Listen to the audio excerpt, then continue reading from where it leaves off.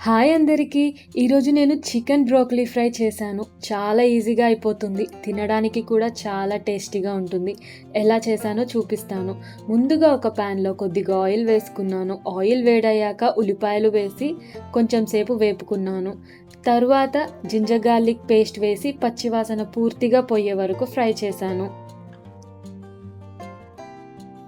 ఆ తరువాత కొద్దిగా పసుపు, తగినంత ఉప్పు వేసి కలిపాను. తర్వాత కరివేపాకు, పుదీనా, కొత్తిమీర వేసి మరోసారి బాగా కలిపాను. నేను ముందే చికెన్ని పెరుగు, ధనియా పొడి, జీలకర్ర పొడి, మిరియాల పొడి, కొద్దిగా ఉప్పు వేసి మ్యారినేట్ చేసి పెట్టుకున్నాను. ఇప్పుడు ఇందులో వేసి బాగా కలిపాను. మూత పెట్టి చికెన్ బాగా ఉడికే వరకు ఉంచాను. మధ్యలో ఒకసారి కలిపి చికెన్లోని నీళ్లు దాదాపు ఎగిరిపోయే వరకు ఉంచాను.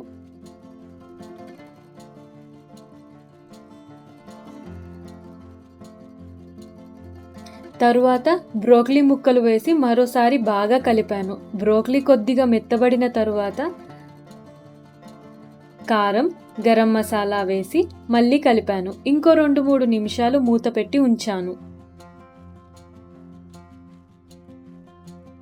అంతే, చికెన్ బ్రోకలీ ఫ్రై రెడీ.